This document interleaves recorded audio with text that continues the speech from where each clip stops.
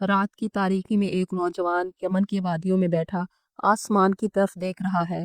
آنکھوں سے آنسو بہ رہے ہیں، زبان پر ذکر الہی ہے اور دل میں ایک ہی تمنا، کاش میں مدینہ جا سکوں اور اپنے نبی صلی اللہ علیہ وآلہ وسلم کا دیدار کر سکوں۔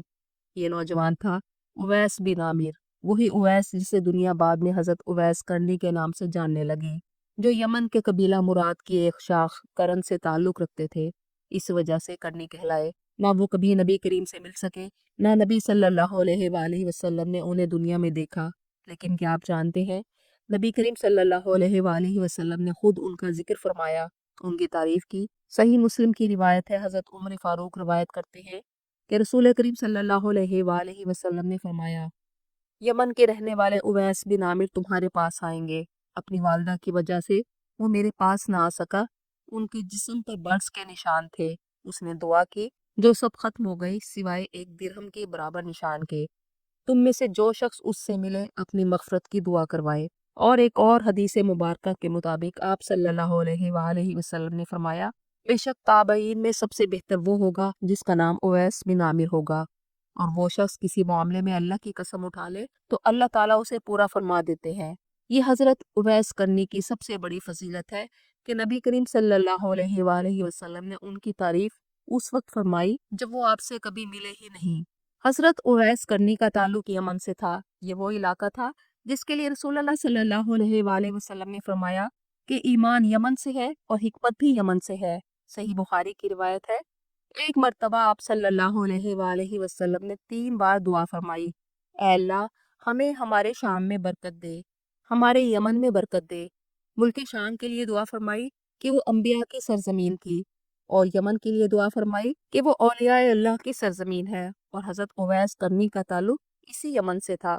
تذکرۃ الاولیاء میں ذکر ہے کہ رسول اللہ صلی اللہ علیہ وآلہ وسلم صحابہ کرام کے ساتھ غروبی آفتاب کے وقت شہر سے باہر تشریف لے جاتے اور یمن کی جانب اشارہ کرتے ہوئے فرماتے کہ مجھے یمن کی طرف سے خوشبو آتی ہے، اور اہل یمن کے بارے میں آپ نے فرمایا کہ ان کے دل نرم اور ایمان سے بھرپور ہیں، اور اسی یمن سے تعلق رکھنے کی وجہ سے حضرت اویس کرنی کا دل عشق رسول سے بھرپور تھا۔ ابھی آپ کم عمر ہی تھے کہ والد کا سایہ سر سے اٹھ گیا۔ دن میں محنت مزدوری کرتے، لوگوں کے اونٹ چراتے اور اس اجرت سے اپنا اور اپنی ضعیف بیمار نابینا والدہ کا پیٹ پالتے۔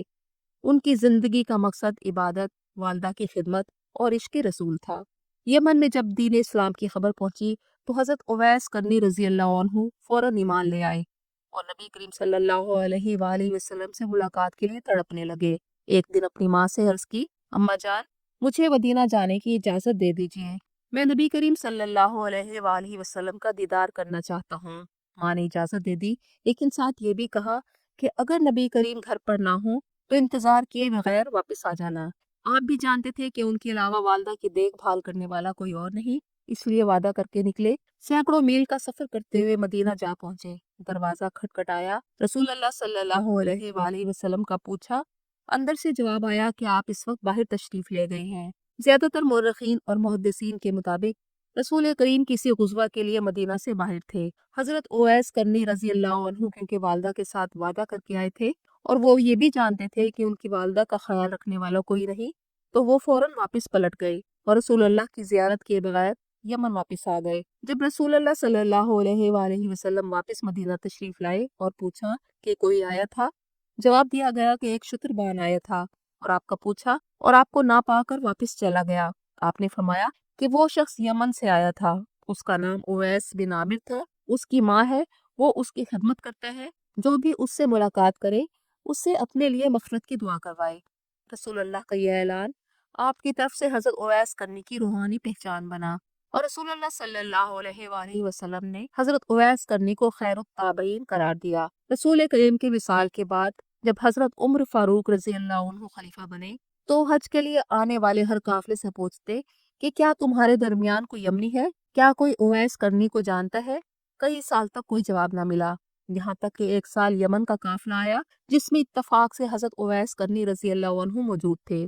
حضرت عمر فاروق کو رسول اللہ کی وہ پیشین گوئی یاد تھی جس میں رسول اللہ نے اویس کرنی کی نشانیاں بیان کی تھی۔ آپ نے اس سے پوچھا، کیا تم اویس بن عامر ہو؟ اس نے جواب دیا کہ ہاں، میں ہی اویس کرنی ہوں۔ پھر آپ نے پوچھا تم قبیلہ مراد سے تعلق رکھتے ہو؟ اس نے کہا جی ہاں۔ حضرت عمر رسول اللہ کی پیشین گوئی کے مطابق پوچھتے گئے اور جب یقین ہو گیا کہ آپ ہی حضرت اویس کرنی ہے تو فرمایا اے اویس میرے لیے دعا کرو۔ حضرت اویس کرنی رضی اللہ عنہ نے بہت عاجزی سے کہا کہ آپ صحابی رسول ہیں، میں آپ کے لیے کیسے دعا کر سکتا ہوں؟ جس پر حضرت عمر فاروق رضی اللہ عنہ نے جواب دیا کہ میں نے رسول کریم کو یہ فرماتے سنا ہے کہ تم میں سے جو کوئی اویس کرنی سے ملے وہ اپنے حق میں دعائے مغفرت کروائے۔ پھر حضرت اویس کرنی رضی اللہ عنہ نے آپ کے لیے دعا کی۔ بعض روایات کے مطابق اس موقع پر حضرت عمر فاروق رضی اللہ عنہ کے ساتھ حضرت علی رضی اللہ عنہ بھی موجود تھے۔